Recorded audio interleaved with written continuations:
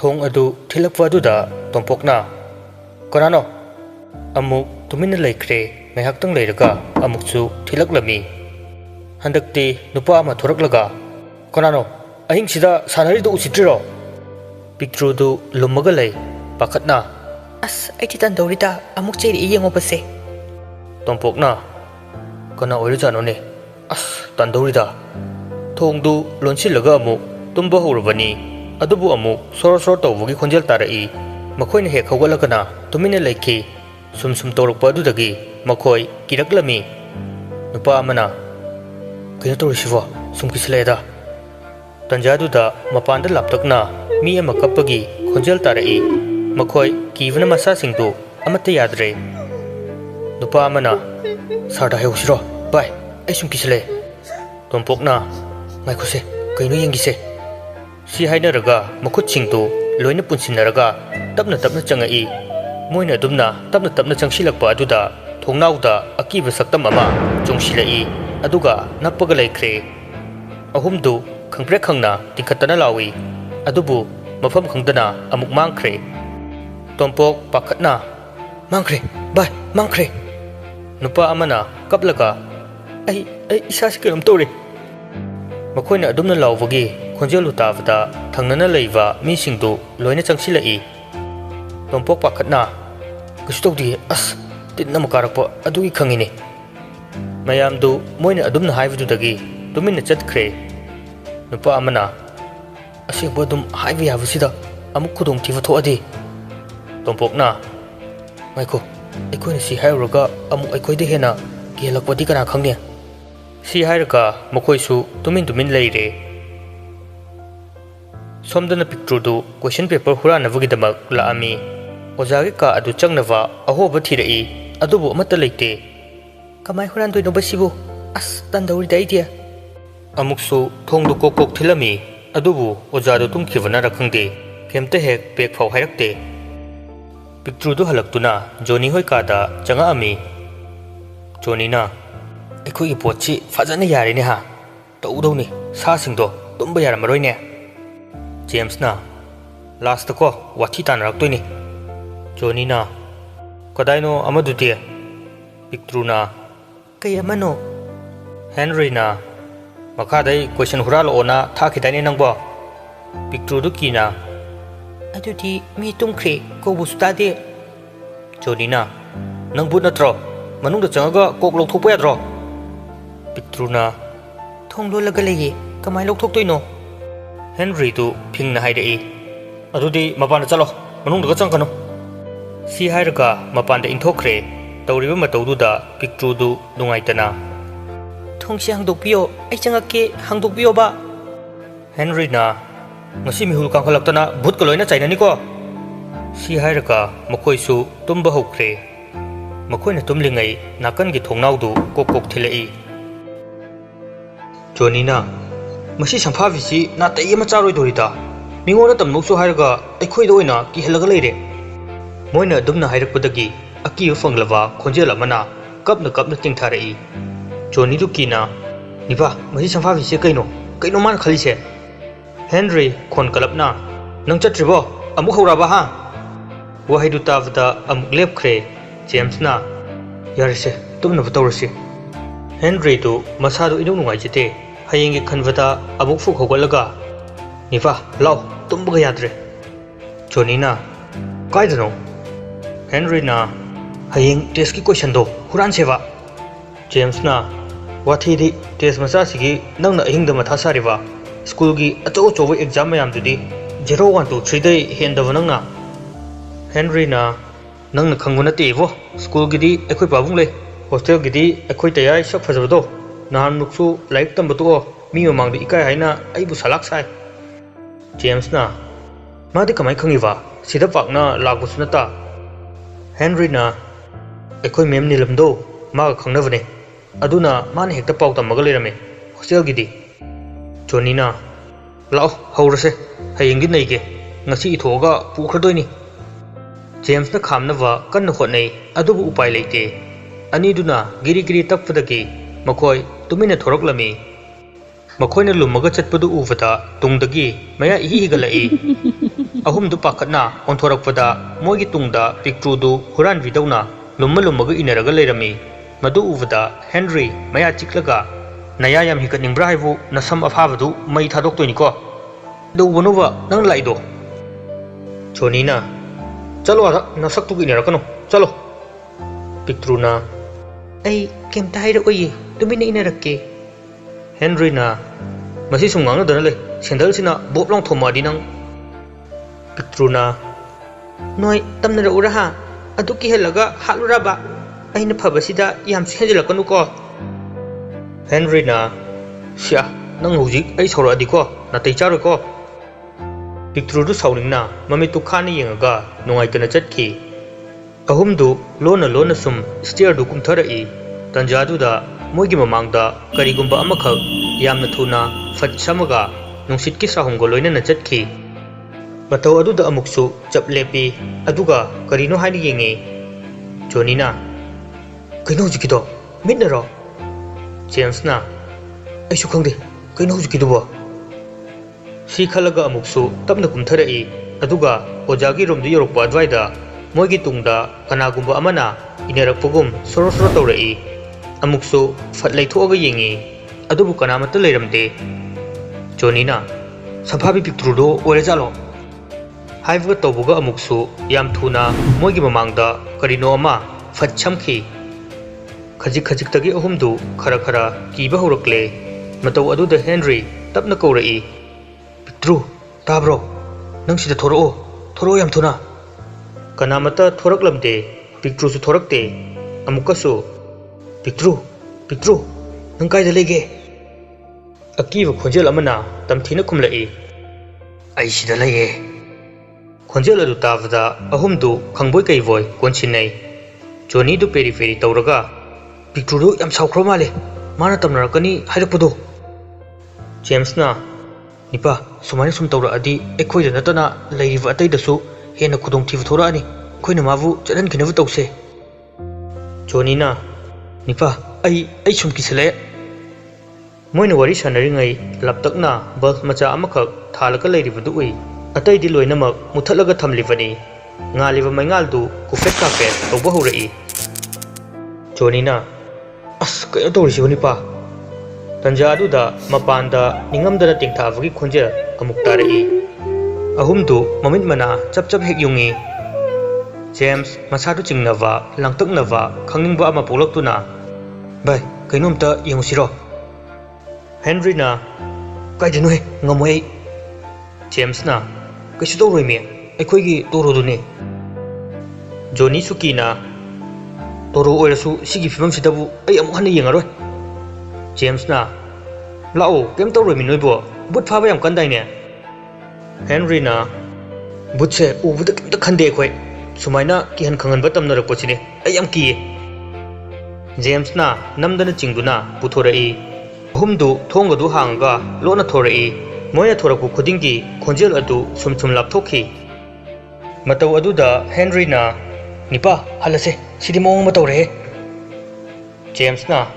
सोमदनि कपिसे लाओ येंगुसेबा कइसु तौरोइमि असुमना हाय हायदुना पुथोरई हॉस्टेल दु पिकतकना साबगी वानी अदुबु मफमदुति अदुकी मतिक चावी उवा कयासु हव हवदुना लेरी सिदा नतना मनुंगदा इंकोल कोइदुना पोचै कया अमसु थारिबनी अदुकी मतिक मफमदु चावरमी जोनीना ए कबलखिद्रेने तुमिना लेख्रे मखोइगी नाकंदा सोरो सोरो तौबा मी अमना कोचिन चेलगा लग्नबगी मवंगदा कया अमसु तौरई हेनरी दुकीना एखोइना लाइसे फनादि लाबेबु कमाय तौनिया जेम्सना गाइखो कइसु तौरोई हाइबगी वानी मखोइदा किहनवा सोरो सोरो तौबा मी चेनबगी मखोल कया दुदी लेपलमदे जोनी दिकीना जेम्सता कोलगा हलसे ए किनुम तौरे हेनरी सु कीवना हलसे हाइना हाइदी अदु मयामदु अमता जेम्स खुमलमदे ममितु मफम अमदनी अदुमक यामुन्ना येंगा सुकोंग होंगदे तौरिबा मतौ अदुदा अनिदु जेम्स ता ओइना किसिलकले जोनी दु हेनरी दे येंगलगा निपा बुतसे जेम्स ओइरबु किनुम तौरे हे एखोइगी जेम्स तु सारगा एखोइबु कौथोइब जाला ꯍꯦꯟꯔꯤꯁꯨ ꯖꯦꯝꯁ ꯑꯣꯏꯅ ꯀꯤꯔꯦ ꯑꯅꯤꯗꯨ ꯇꯨꯡꯂꯣꯝꯗ ꯈꯔ ꯈꯔ ꯍꯟꯗꯣꯛꯑꯒ ꯏꯄꯥ ꯏꯄꯥ ꯅꯪ ꯀꯩꯗꯧꯔꯒꯦ ꯃꯈꯣꯏꯅ ꯇꯨꯡꯗ ꯍꯟꯕꯗ ꯇꯨꯡꯂꯣꯝꯗ ꯅꯣꯛꯄꯒꯤ ꯈꯣꯟꯖꯦꯜ ꯈꯔ ꯇꯥꯔꯛꯏ ꯃꯇꯧ ꯑꯗꯨꯗ ꯑꯅꯤꯗꯨ ꯈꯪꯄ꯭ꯔꯦꯛ ꯈꯪꯅ ꯖꯦꯝꯁꯀꯤ ꯃꯅꯥꯛꯇ ꯆꯪꯁꯤꯜꯂꯤ ꯑꯗꯨꯒ ꯖꯦꯝꯁꯀꯤ ꯐꯤꯚꯝꯗꯨ ꯎꯕꯗ ꯑꯃꯨꯛꯀ ꯍꯦꯟꯅ ꯀꯤꯔꯦ ꯑꯅꯤꯗꯨ ꯀꯞꯄꯒ ꯑꯩꯈꯣꯏ ꯀꯃꯥꯏꯅ ꯍꯣꯁꯇꯦꯜꯗ ꯈꯣꯡ ꯊꯥꯡꯉꯒ ꯆꯠꯇꯣꯏꯅꯣ ꯖꯣꯅꯤꯁꯨ ꯀꯞꯄꯒ ꯖꯦꯝꯁꯁꯦ ꯕꯨꯠ ꯑꯣꯏꯔꯝꯅꯤꯌꯦ ꯃꯥꯅ ꯑꯩꯈꯣꯏꯕꯨ ꯊꯦꯝꯃꯒ ꯄꯨꯔꯛꯏꯕ ꯃꯥꯜꯂꯦ ꯍꯟꯗꯛꯇꯤ ꯖꯦꯝꯁꯇꯨ ꯃꯈꯨꯠꯇꯨ ꯈꯪꯊꯤꯟ ꯊꯤꯜꯂꯛꯏ ꯑꯅꯤꯗꯨꯗꯤ ꯃꯈꯨꯠ ꯊꯤꯜꯂꯛꯄꯗꯨꯗ ꯃꯤꯍꯨꯜꯒꯗꯨ ꯁ꯭ꯋꯥꯏ ꯂꯥꯎꯈ꯭ꯔꯦ ꯃꯃꯤꯠ ꯃꯅꯥ ꯌꯨꯡꯉꯒ ꯊꯤꯜꯂꯤꯕ ꯈꯨꯗꯣꯝꯕꯤ ꯃꯄꯥꯗꯨꯗ ꯀꯔꯤꯅꯣ ꯈꯟꯅ ꯌꯦꯡꯉꯛꯏ ꯑꯗꯨꯒꯗꯤ ꯑꯉꯧꯕ ꯁꯦꯠꯄꯤ ꯅꯨꯄꯤ ꯑꯃ ꯍꯣꯁꯇꯦꯜꯒꯤ ꯈ꯭ꯋꯥꯏꯗꯒꯤ ꯇꯣꯞ ꯐ꯭ꯂꯣꯔ ꯑꯗꯨꯗ ꯂꯦꯞꯂꯒ ꯆꯣꯡꯊꯔꯛꯇꯣꯏꯒꯤ ꯇꯧꯔꯒ ꯂꯩꯕꯗꯨ ꯎꯔꯛꯏ ꯃꯌꯥ ꯀꯥꯕꯒ ꯅꯪꯍꯧꯕꯖꯥ ꯅꯠꯇꯦ ꯆꯣꯡꯊꯔꯒ ꯃꯈꯥꯗ ꯚꯣꯞ ꯂꯥꯎꯅ ꯇꯥꯈꯤ ꯃꯇꯧꯗꯨꯗ ꯑꯍꯨꯝꯗꯨ ꯃꯥꯏꯀꯩ ꯁꯔꯥꯏ ꯈꯪꯗꯈꯩ ꯆꯦꯟꯅꯈꯤ ꯃꯈꯣꯏꯅ ꯆꯦꯜꯂꯒ ꯀꯔꯤꯒꯨꯝꯕ ꯑꯃꯅ ꯇꯥꯟꯅꯔꯛꯄꯒꯨꯝ ꯇꯧꯏ ꯑꯍꯨꯝꯗꯨ ꯋꯥꯔꯗꯨꯅ ꯐꯠ ꯍꯩꯖꯤꯜꯂꯒ ꯎꯈꯣꯡ ꯑꯃꯗ ꯉꯥꯊꯔꯒ ꯁꯣꯔ ꯃꯄꯤ ꯍꯣꯜꯂꯒ ꯂꯩ ꯖꯣꯅꯤꯗꯨ ꯀꯞꯄꯒ ꯀꯩꯅꯣ ꯉꯁꯤꯒꯤ ꯅꯨꯃꯤꯠꯁꯤꯕꯣ ꯕꯨꯠ ꯐꯥꯎꯕ ꯐꯥꯔꯕ ꯑꯩꯈꯣꯏꯅ ꯇꯧꯔꯤꯕꯁꯤ ꯀꯩꯅꯣ ꯍꯦꯟꯔꯤꯅ ꯃꯇꯨꯡꯗ ꯕꯨꯠꯀꯤ ꯋꯥꯔꯤꯒ ꯄꯜꯂꯛꯀꯅꯣ ꯑꯩꯈꯣꯏꯅ ꯁꯥꯟꯅꯄꯣꯠꯅꯤ ꯈꯜꯂꯨꯕꯁꯤ ꯕꯨꯠ ꯑꯣꯏꯔꯝꯃꯦ ꯁꯥꯟꯅꯄꯣꯠ ꯑꯣꯏꯔꯝꯗ꯭ꯔꯦ ꯑꯩ ꯉꯝꯃꯔꯣꯏꯌꯦ ꯖꯦꯝꯁꯇꯤ ꯋꯥ ꯃꯆꯦꯠ ꯑꯃꯠꯇ ꯉꯥꯡꯗꯦ ꯇꯨꯃꯤꯟꯅ ꯑꯗꯨꯃꯛ ꯂꯩ ꯇꯥꯂꯛꯇꯨꯗ ꯃꯈꯣꯏꯒꯤ ꯁꯥꯒꯟꯗ ꯁꯨꯝ ꯆꯣꯠꯂꯛꯑꯝꯃꯤ ꯃꯇꯧ ꯑꯗꯨꯗ ꯖꯣꯅꯤꯅ ꯀꯩꯅꯣ ꯆꯣꯠꯂꯛꯏꯁꯤꯅ ꯍꯦꯟꯔꯤ ꯃꯃꯤꯠꯇꯨ ꯂꯥꯎꯊꯣꯛꯑꯒ ꯏꯅꯦ ꯁꯤꯗꯤ ꯁꯤ ꯍꯥꯏꯔꯒ ꯃꯊꯛꯇ ꯈꯪꯌꯦꯡ ꯌꯦꯡꯈꯠꯂꯛꯏ ꯑꯗꯨꯒꯗꯤ ꯑꯀꯤꯕ ꯐꯪꯂꯕ ꯁꯛꯇꯝ ꯑꯃꯅ ꯉꯁꯥꯏ ꯃꯊꯛꯇꯒꯤ ꯇꯥꯔꯛꯈꯤꯕ ꯑꯉꯧꯕ ꯁꯦꯠꯄꯤꯗꯨꯃꯛꯅꯤ ꯌꯥꯝ ꯊꯤꯅ ꯐꯤꯚꯝ ꯁꯣꯛꯄꯒꯤ ꯃꯑꯣꯡꯗ ꯎ ꯃꯊꯛꯇꯨꯗ ꯌꯥꯜꯂꯒ ꯂꯩꯔꯝꯃꯤ ꯑꯗꯨ ꯎꯕꯗ ꯃꯃꯤꯠ ꯃꯅꯥ ꯌꯨꯡꯂꯒ ꯑꯣꯏꯃꯥ ꯑꯅꯤꯗꯨ ꯍꯣꯠꯇꯅ ꯆꯦꯜꯂꯛꯏ ꯖꯦꯝꯁꯇꯤ ꯑꯗꯨꯃꯛ ꯌꯦꯡꯗꯨꯅ ꯂꯩꯍꯧꯏ ꯖꯣꯅꯤꯅ ꯅꯤꯄꯥ ꯖꯦꯝꯁ ꯂꯩꯍꯧꯔꯦ ꯍꯦꯟꯔꯤ ꯃꯥꯏꯀꯩ ꯁꯔꯥꯏ ꯈꯪꯗꯈꯩ ꯂꯩꯍꯧꯔꯁꯅꯨ ꯀꯅꯥꯅ ꯈꯪꯅꯤ ꯕꯨꯠ ꯑꯣꯏꯔꯝꯕꯁꯨ ꯃꯥ ꯑꯅꯤꯗꯨ ꯁꯨꯝ ꯆꯦꯜꯂꯛꯄꯗ ꯑꯃꯨꯛ ꯖꯣꯅꯤꯗꯨ ꯇꯨꯔꯦ ꯍꯦꯟꯔꯤꯅ ꯆꯤꯡꯈꯠꯂꯒ ꯁꯣꯔꯣ ꯁꯣꯔꯣ ꯆꯤꯡꯉꯒ ꯄꯨꯔꯛꯏ ꯖꯣꯅꯤꯗꯨ ꯀꯞꯄꯒ ꯀꯥꯏꯗꯅꯣ ꯑꯩꯈꯣꯏꯅ ꯆꯠꯂꯤꯁꯤꯕꯣ ꯍꯣꯁꯇꯦꯜꯅ ꯑꯁꯣꯝꯗ ꯂꯩꯍꯧꯔꯦ ꯁꯤꯗꯤ ꯃꯤꯒꯤ ꯏꯪꯈꯣꯜꯅꯦ ꯃꯈꯣꯏ ꯑꯅꯤꯅ ꯑꯁꯨꯝꯅ ꯂꯥꯛꯄꯗ ꯃꯃꯥꯡꯗ ꯑꯃꯨꯛ ꯉꯁꯥꯏꯒꯤ ꯐꯤꯚꯝꯗꯨꯗ ꯈꯪꯂꯦꯞ ꯂꯦꯞꯄꯒ ꯂꯩꯔꯝꯃꯤ ꯑꯀꯤꯕꯒꯤ ꯈꯣꯟꯖꯦꯜ ꯀꯌꯥꯒ ꯂꯣꯏꯅꯅ ꯑꯅꯤꯗꯨ ꯈꯪꯄ꯭ꯔꯦꯛ ꯈꯪꯉꯤ ꯏꯟꯈꯠꯇꯅ ꯂꯥꯎꯔꯛꯏ ꯑꯗꯨꯒꯗꯤ ꯃꯃꯥꯏꯗꯨ ꯂꯩꯔꯒ ꯍꯣꯁꯇꯦꯜꯂꯣꯝꯗ ꯆꯦꯜꯂꯛꯏ ꯑꯗꯨꯒ ꯑꯃꯨꯛ ꯀꯅꯥꯅꯣꯝꯗ ꯊꯦꯡꯖꯤꯜꯂꯝꯃꯤ ꯑꯅꯤꯗꯨ ꯃꯈꯥꯗ ꯉꯦꯛ ꯂꯥꯎꯅ ꯐꯝꯃꯒ ꯃꯃꯤꯠꯇꯨ ꯀꯟꯅ ꯎꯏꯁꯤꯜꯂꯤ ꯑꯗꯨꯒ ꯀꯞꯇꯨꯅ ꯂꯥꯎꯔꯛꯏ ꯑꯩꯈꯣꯏꯕꯨ ꯑꯃꯨꯛꯇ ꯀꯟꯕꯤꯌꯣ ꯑꯩꯈꯣꯏ ꯁꯤꯕ ꯇꯥꯔꯦ ꯖꯦꯝꯁ ꯇꯞꯅ ꯚꯥꯏ ꯀꯩꯗꯧꯔꯒꯦ ꯅꯣꯏꯕꯣ ꯀꯅꯥꯅ ꯇꯥꯟꯅꯔꯛꯏꯅꯣ ꯑꯅꯤꯗꯨ ꯃꯈꯨꯠꯇꯨ ꯂꯧꯊꯣꯛꯑꯒ ꯐꯠ ꯌꯦꯡꯉꯛꯏ ꯑꯗꯨꯒꯗꯤ ꯃꯩꯅ ꯄꯨꯡꯉꯥꯟ ꯉꯥꯜꯂꯒ ꯑꯣꯖꯥ ꯑꯃꯗꯤ ꯍꯣꯁꯇꯦꯜꯗꯨꯗ ꯂꯩꯔꯤꯕ ꯃꯤ ꯈꯨꯗꯤꯡꯃꯛ ꯃꯈꯣꯏꯕꯨ ꯀꯣꯏꯁꯤꯜꯂꯒ ꯂꯩꯔꯝꯃꯤ ꯖꯦꯝꯁ ꯑꯃꯨꯛꯁꯨ ꯀꯩꯗꯧꯔꯒꯦ ꯍꯥꯏꯌꯣ ꯅꯣꯏ ꯀꯥꯏꯗ ꯆꯠꯂꯨꯒꯦ ꯀꯅꯥꯅ ꯇꯥꯟꯅꯔꯛꯏꯅꯣꯕ ꯋꯥꯍꯩꯗꯨ ꯇꯥꯕꯗ ꯍꯦꯟꯔꯤ ꯉꯛꯅ ꯖꯦꯝꯁꯇ ꯃꯨꯟꯅ ꯌꯦꯡꯉꯤ ꯃꯥꯗꯤ ꯑꯀꯤꯕ ꯄꯥꯈꯠꯄꯒꯤ ꯁꯛꯐꯝ ꯑꯃ ꯐꯥꯎꯕ ꯃꯃꯥꯏꯗ ꯇꯥꯔꯝꯗꯦ ꯍꯦꯟꯔꯤꯅ ꯅꯪ ꯑꯣꯖꯥꯅ ꯅꯣꯏ ꯑꯅꯤ ꯀꯥꯏꯗ ꯆꯠꯂꯨꯏ ꯍꯥ ꯀꯩ ꯍꯨꯔꯥꯟꯕ ꯆꯠꯂꯨꯒꯦ ꯍꯥꯏꯕꯅꯦ ꯑꯍꯤꯡꯁꯤꯗ ꯑꯗꯨꯛ ꯃꯊꯣꯡ ꯍꯨꯛꯇꯕ ꯍꯌꯦꯡꯃꯛ ꯅꯣꯏꯒꯤ ꯄꯦꯔꯦꯟꯁ ꯀꯧꯅꯤ ꯑꯗꯨꯒ ꯆꯠꯈ꯭ꯔꯣ ꯐꯣꯟꯒ ꯄꯥꯏꯅꯤ ꯀꯥꯏꯗꯩ ꯐꯣꯟ ꯍꯥ ꯅꯣꯏ ꯂꯩꯔꯒ ꯍꯣꯁꯇꯦꯜꯒꯤ ꯃꯥꯏ ꯈꯨꯅꯕꯅꯤ ꯅꯣꯏ ꯂꯩꯕ ꯌꯥꯔꯣꯏ ꯐꯣꯟꯁꯤꯡꯗꯨ ꯐꯠ ꯃꯨꯜꯂꯝꯃꯤ ꯇꯣꯝꯄꯣꯛꯅ ꯊꯣꯛꯍꯥꯏꯔꯛꯏ ꯁꯥꯔ ꯉꯁꯥꯏ ꯑꯩꯈꯣꯏ ꯀꯥꯔꯗ ꯊꯣꯡꯒ ꯊꯤꯟꯗꯅ ꯀꯤꯍꯜꯂꯛꯏꯗꯣ ꯃꯣꯏ ꯑꯅꯤ ꯁꯣꯏꯗꯅ ꯑꯣꯏꯔꯝꯒꯅꯤꯌꯦ ꯑꯅꯤꯗꯨ ꯄꯥꯈꯠꯅ ꯅꯠꯇꯦ ꯍꯥꯏꯅ ꯃꯉꯛꯇꯨ ꯅꯣꯝꯃꯤ ꯑꯃꯅ ꯑꯃꯨꯛ ꯍꯥꯏ ꯃꯣꯏ ꯄꯥꯔꯇꯤꯁꯦ ꯕꯨꯠꯀ ꯌꯥꯝ ꯁꯥꯟꯅꯕꯅꯦ ꯃꯁꯤꯒꯤ ꯋꯥꯍꯩꯁꯤ ꯍꯦꯛ ꯇꯥꯕꯒ ꯖꯦꯝꯁ ꯃꯁꯥꯗꯨ ꯅꯤꯛꯂꯛꯑꯝꯃꯤ ꯄꯥꯈꯠꯄꯅ ꯃꯃꯤꯠ ꯃꯅꯥ ꯐꯥꯎꯕ ꯀꯣꯔꯣ ꯀꯣꯔꯣ ꯑꯣꯠꯂꯒ ꯍꯨꯔꯥꯟꯕꯗꯧꯅ ꯌꯦꯡꯉꯛꯏ ꯇꯣꯝꯄꯣꯛꯅ ꯁꯥꯔ ꯃꯣꯏꯁꯦ ꯆꯥꯔꯂꯤꯒ ꯌꯥꯝꯅ ꯁꯥꯟꯅꯕꯅꯦ ꯕꯨꯠꯀꯁꯦ ꯁꯥꯔꯒ ꯀꯤꯍꯟꯗꯅ ꯇꯧꯕꯅꯦ ꯖꯣꯅꯤꯅ ꯅꯠꯇꯦ ꯁꯥꯔ ꯃꯆꯤꯟ ꯊꯤꯔꯤꯅꯦ ꯃꯥꯒ ꯁꯅꯤꯒꯅ ꯅꯍꯥꯟꯃꯨꯛꯁꯨ ꯑꯩꯈꯣꯏꯗ ꯕꯨꯠ ꯁꯥꯔꯒ ꯀꯤꯍꯜꯂꯤꯅꯦ ꯇꯣꯝꯄꯣꯛꯅ ꯍꯦ ꯅꯆꯤꯟ ꯊꯤꯅꯨ ꯕꯨꯠ ꯁꯥꯟꯅꯕ ꯁꯥ ꯋꯥꯍꯩꯗꯨ ꯇꯥꯕꯗ ꯍꯦꯟꯔꯤꯅ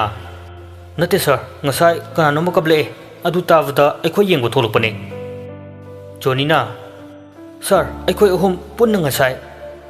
ꯋꯥꯗꯨ ꯃꯈꯥ ꯇꯥꯕ ꯅꯪꯗꯦ ꯃꯌꯥꯝꯗꯨ ꯑꯃꯃꯨꯛ ꯍꯥꯏ ꯒ꯭ꯌꯥꯟ ꯃꯦꯟꯒ ꯇꯥꯕꯖꯥ ꯅꯠꯇꯦ ꯖꯦꯝꯁ ꯇꯞꯅ ꯅꯣꯏ ꯀꯗꯥꯏꯗ ꯆꯠꯂꯨꯒꯦ ꯍꯥꯏꯌꯣ ꯑꯁꯦꯡꯕ ꯍꯥꯏꯌꯣ ꯚꯥꯏ नत्रदि सारना फुरनिये हेनरी तु साउना ए नंग नत्रो ngसाई यंगसेना चलिदो हा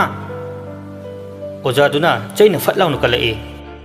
हे खोन गो वागुनु नोइने तौरगा मिंगोंदा मुताइ सिलेसि कगिनो हा हेनरी गा जोनी गा दु मखुद हो मसा हो थोखिबा मयाम दु तमी कनामतना थाजविदे तु सिदा इ तैरिसि यंगो मखा तादे चप लेपी मोइने सागंदे यंगु मतमददी ngसाई तैखिबा इ मयाम दु अमत तैरमद्रे करिमता तौखिबगी ममी अमत तादे मंगलानगुमना ओइख्रे ओजाना अदुक नचिनथिबा ओइदबा ngang नोइ हॉस्टल सिदा फोन सुलोना पाइरमबा अनिदु फजना फुरमी जेम्स ति फुबा यावरमदे ngasiगी मतौ असि अंगपुसु फावी साउनिंगबसु फावरमी चाइना गे अनावगा तोंपो खोइगी पार्टी दु मखोइ उवदा तुमिन नोइ अदु उरुवदा हेनरी ति इ काख्रे ओजाना ngasiगी अहिंगसिदि मखा तान तौरoi हयेंगदि नुवाइनिदना चंगो अनिदु मखोंग थांगबु ngamda सेप मखोंगदु थांगबु ngamबoi ngamदबoi तौरगा लाक्लमी कबली तौरगा रूम मनुंगदा चंगकफदा जेम्स तु लाइरिक फावै टेबल द फमगा लेरमी नाकंदना पिक्ट्रू दु चुमलेप लेपगा ले मतौदु उवदा अकीवगा लोइना मांखी हेनरी अदाइदा लेरंब पोट अमा पाइरगा पिक्ट्रू द थारमी पिक्ट्रूना कइनो आइना कइ तौरगे आइदि नोइना हाइबा इलिसिटी सिदा सुम लैये जोनीना ममाइदुदा थाजिलोदो हौजिकता कदर तौरी ngसाइदै माना तौरी ngakतने पिक्ट्रूदु पेरी तौरगा आइना नते आइ कैसु तौदिये हेनरी ना पिक्ट्रूदु इंथोकलगा चलो दा नसक्तु येनिंगदे मतुंदु उलकनो नंग अमा नातै कया चारो चलो पिक्ट्रूदु कपलगा नोइ ना आइ कैगी फारगा पुबिरइनो आयुम थिलो जोनीना नफा कनागी यमनो चलो आदा एखोइदा किहलै कैगिनो हा पिक्ट्रूदु साउना आइसे मी नते सना पोसु नते चरुगी लाइफ दिबी ओइन उब्रो हा हेनरी सु साउनिंगबगी मयाइना कैनो मयाम अमा हाइरगा इंथोखी पिक्ट्रूबु मपानदा इंथोखरगा अनिदु चाइनादु मखोंका दु याद्रे मोइना जेम्स ता यंगकफदा जेम्स ममितु हाइफेट यंगलमी अदुगा फट लैथोखी अदुगा फुक होगलगा आइस खरा माना हाना लौरगा थमलमी अममम योमगा पिरई हेनरी आइस तु इंथोगा यामुन्ने यंगई जेम्स मसादु इपा पाखतपा मवोंग अमा तौई बाय वादु खुमदे हेनरीना मागे मराइवक्ता चेंथरइबु हुमांगदु मखुतुना ता पाइरगा कैदरोगे अदु पखलिदुना नंगना जेम्स तु लत तौना कैसु तौदे नोइ नाब्रो बाय अइदि ज्ञान ताद्रे अमता ngसाइ आइना ज्ञान लाकपदा अखोइगी स्टेयरदुदा फमगा लेरमे नोइना लौरकपदो अदुदगी अइ चेंथोरइने अइ कैतौखरगे नोइसु कैदौबो यावरोगे हंदकी वहीदुदा जोनीगा हेनरीगदु यंगनरमी अदुगा जेम्सता अनिदुना फट कोनसिली अदुगा नोई हुई मानबसिदि अखोइदि मिहुगसि आ यौरे जोनीना मिनाय नंगोंदा ngसाइ बुचंगिनिने थोखिबा अकीबा मयामदु अमता खंगलमरोय नंदि जेम्स ngakna ए कैबुनो हाइसे अनिदुना वारीदु फजना दिरमी जेम्सना अस आई अम तलेबु किसले पिक्ट्रूसिसु मागे मफमदा थिनख्रसे हेनरीना बुतकी वाफलकनो मिहुलसे हंद्रिको मसागी फिवमदुदी किहे जेम्सना कैनो पिक्ट्रूदी कैसुसु तौदना जोनीना तौसिनैने हेनरीना अस पिट कलोइती आई ई करक तौरी फोन सु फाखरे कमाइ तौने सिगी पाउसिगा तायेना तारादिबको आई सोइदना हातखरनी जोनीना नंग नत्रोसे हा मीना चलोइसे हारगा माना नमदना पुथोगा अखोइबु लाकनवा फोन सु फाखरे ngakta फिल्म यंगा लेदौसिसो जेम्सना अदुबु आइना खंग्रो थालक्तुदा थोंदु कोकोक थिलकलमी जोनीना निपा अमुक तमनबा हुरे नंगी खोंजाउदो अमता थादाको हेनरीना आइना दब हेक तौबैर खंगदे आइंगोंदना हेना किहलिसे असुमना कोकोक थिलकपदकी हेनरीना तोरो नंग अखोइसे अमता तुम्हलरोगे हाइरो याम तपना खुमलई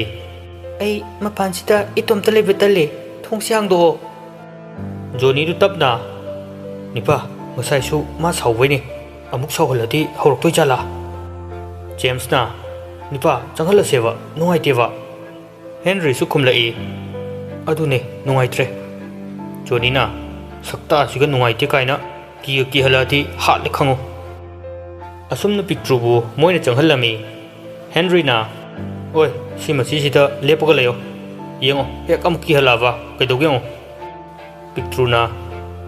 ꯑꯩ ꯀꯤꯍꯜꯂꯛꯑꯣꯏꯌꯦ꯫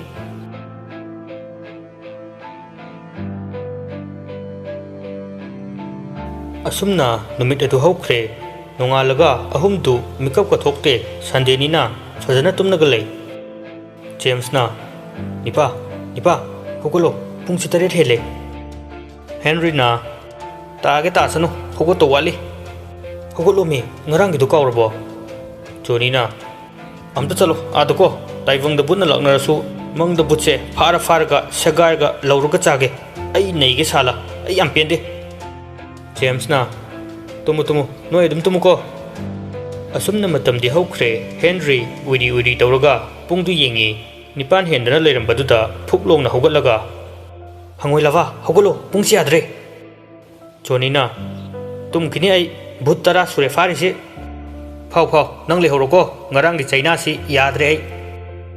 ꯄꯨꯡ 9:25 ꯆꯪꯂꯛꯄꯗ ꯑꯣꯖꯥꯅ ꯍꯨꯏꯁꯦꯜ ꯈꯣꯡꯂꯛꯏ꯫ ꯃꯌꯥꯝꯗꯨ ꯂꯣꯏꯅ ꯆꯦꯟꯊꯣꯛꯅꯈ꯭ꯔꯦ꯫ ꯍꯦꯟꯔꯤꯁꯨ ꯀꯟꯅ ꯂꯣꯏꯁꯤꯜꯂꯤ꯫